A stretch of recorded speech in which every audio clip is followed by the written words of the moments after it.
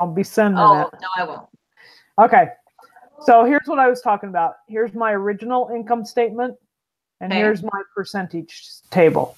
So all that this is I say equal C27, which is over here, divided by C26. Okay. And that gives you that percentage. So that's how it is all the way through all of this table. Then once I got that table done, this is where I was talking about. So this is what's used for my, actually, this is what's used for my graph. Whoops, cancel. This part down here is what I made the graph out of, but you need to do this in order to get this. So this is linked to my dashboard, to the cell on my dashboard. Okay. Okay. And then this one is equal VLOOKUP. So it's a vertical lookup. I want this item, whatever this is, I want it. So I go equal VLOOKUP and I click that cell, make it anchored. And then I do comma. And then I go up and I use L49. So I'm using all of this. So you're highlighting your percentage table. Yeah, so I highlight the whole percentage table like this. Okay. Okay. And anchor it. And then I say row 2. So cells is row 2. Why would it be that though? It's admin. So that'll be row 12. It's because it's this.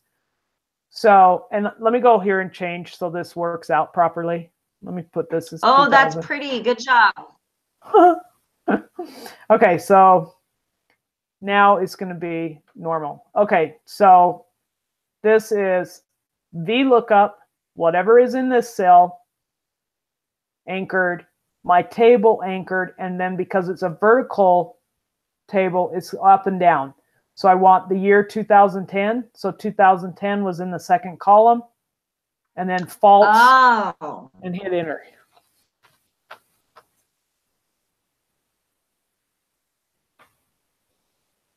Okay.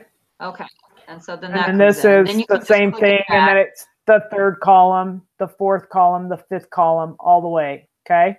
Okay. Then I come down here and I do the 2013 through 2017. Okay. I just put 5 years there. And then the way that and then this is my dashboard button again. And I needed that because I wasn't going to use these cells up here for my my graph.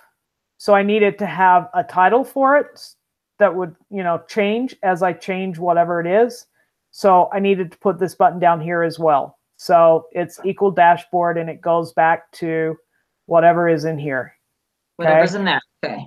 So if it's net margin, now it says net margin. Okay. So then this calculation is equals H lookup. And I do M51, which is the year right above it, this year. Okay.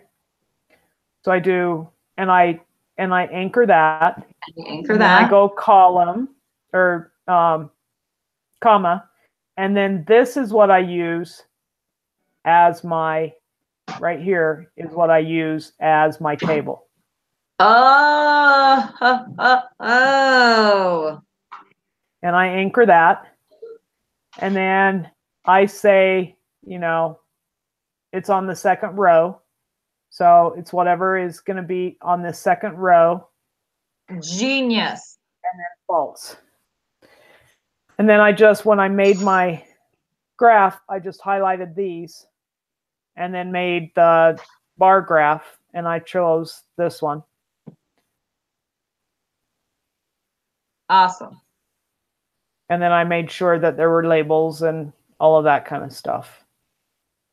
Genius. So you only have 2 worksheets at the bottom. You did everything inside your financial statements. I did. And I just asked him, I said, it doesn't say that I have to put my calculations on a different sheet. Do I have to? And he says no. They don't care. They're just looking at the dashboard. They're looking to see if you're getting the right numbers and if it's functioning dynamically. Changing as you drag down. Yep. Yeah. So. Nice. I like it. It looks great. So I just noticed something though. So this is 2015. I go here. Oh, total fixed assets. I always get that wrong. I forget to look at the title and I'm thinking, no, then for top number is not 31,355. But you got it. You're right. Yeah. So that's how I did it. And then this is my genius. This is my dynamic. This is my problem. Okay. So notice this net margin is on top here. If I go to my dashboard and I change this and I say I want interest long-term debt, then I go back here, interest long-term debt is at the top. And I'm missing sales. So for some reason, sales that is weird. Yeah. So sales has gone away unless I click on it, and then it shows back up.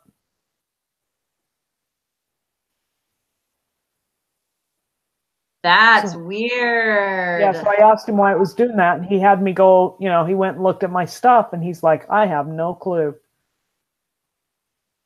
Huh.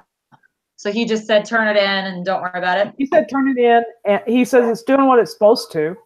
So turn it in, and he goes, and if you don't mind, just send it to me, and I'll play with it and see if I can figure it out. And if I can figure it out, I'll let you know. Weird. Yeah. Mine's a mess compared to you. Like my calculation page is a mess. I need to clean it up. Oh, funny. Okay, I think I got this, girl. You're amazing. All right. Thank you so much for the help. That was above and beyond. Well, hopefully it helps and you can get it done before it's due. So. Oh, seriously, I got a splitting headache too. Oh, and I teach preschool in the morning and then take Georgia to gymnastics. And then I have my group meeting for statistics. So I don't even know when I'm going to read that and prepare. Yeah, I was so disappointed with my tests today. So disappointed. And then I started thinking about it. And then, you know, when you have a calculation and it is like 4.91238 with the x negative 10. Uh-huh. So I might have got those wrong because I thought, so if it says -3, I thought it was like 0.04912, whatever the number was. And I might have done those wrong. Oh, man. I was thinking after I did it, I should have used Excel for those questions. Yeah, I didn't use Excel either. Well, I used like the descriptive statistics one for the mean and the median and those ones. And it gave me so you didn't use that? No. Okay. I used that and didn't use Excel. And I'm pretty sure I got those ones right. So yeah. Maybe next time you miss? How many did you miss? I don't know. Hold on and I'll look. I got a 93.3. I got an 83.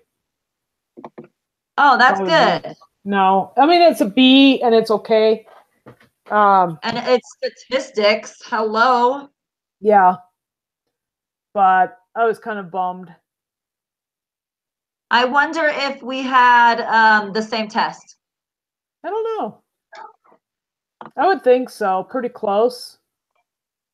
Like, did you have the ones that said, give me the percent? Oh, it doesn't tell me how many I missed. It says 83. Oh, wait. Oh, yeah. No, that's my final grade. I have a 93 in the class. Okay, it says 93.94 out of 100. That doesn't tell me how many I missed, though. 56.36 over 60. That doesn't really tell me.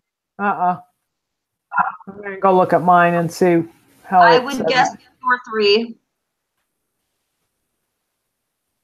which is shocking because, like I said to you, I really felt like they tried to ask hard questions. Like, did you have questions about the screw? Yes. Okay, I felt like the wording on those was like trying to trip us up. Yeah, I thought so too. Like 1.7 meters longer, 1.7 meters shorter, 1.7 millimeters further from the mean. I'm like, who cares? word, I just felt like the way that they worded the questions on so many of those was very confusing. So that exam took my grade down to an 88.64. Oh, you're sitting pretty. That's fine. You're going to do awesome. Where I had mostly A's in everything I've done. That was a lot of weight. Yeah, because there's only one exam in there right now. Yeah. So 88.64. Do you know in statistics, do we have a cumulative exam? Do you know? Yes, yes. We do?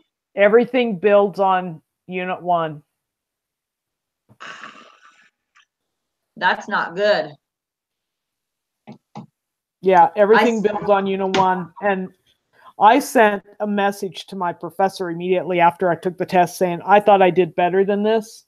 So obviously I need to get together and see if there's, because I heard you don't get to see the exam either.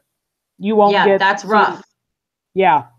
So I said I would like to get together and go over the questions that I missed to determine what I'm doing wrong. And, in his class meeting, he said that we could do that. So I'm going to see what he says.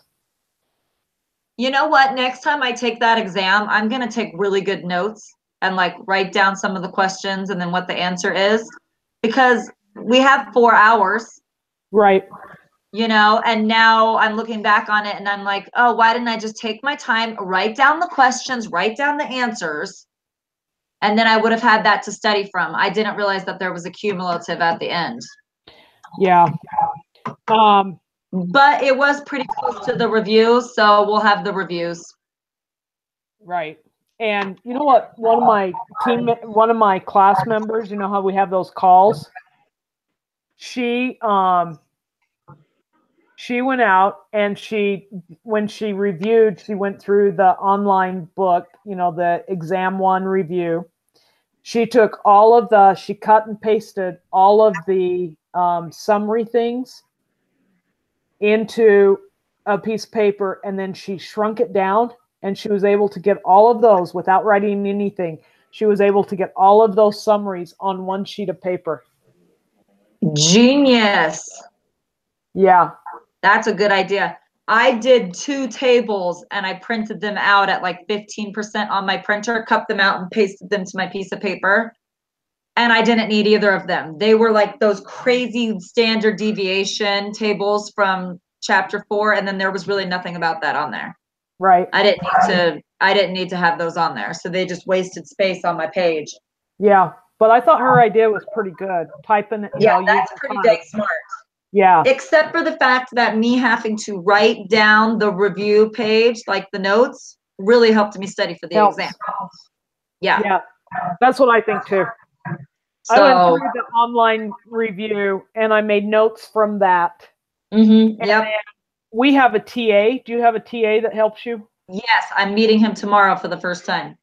Yeah, so we have a TA, and he did a study thing with us, and he had a PowerPoint. He would go through and ask, what kind of sampling is this? And he, it would make you think about, okay, so it's doing X, Y, Z, so it's a cluster or it's a stratified or whatever. And then he did some questions and he walked through those, and he did a really good job of reviewing with us. Oh, you're lucky. My TA did not do that. Yeah, so it was good. And then our instructor does a class meeting twice a week. And if somebody shows up, he records it. It only takes one person to show up and he'll record it, and then he'll put it out for everybody to see. But if nobody shows up, there's nothing to record. So I've noticed that the day that somebody doesn't usually show up is Monday. And that's the day that I have my Mimi Monday. So I'm going to start taking my laptop and showing up so that he'll go through. Yeah, nice. Whatever's going on. Yeah. You're going to do great in this class, and a B is nothing to be upset about. This is statistics, lady. I learned a long time ago when I took microeconomics, I don't need an A. Yep. And a B in these classes is amazing. Yeah. So. All right, my dear. Well, have a thank good you evening. so much. I appreciate the help. Yep.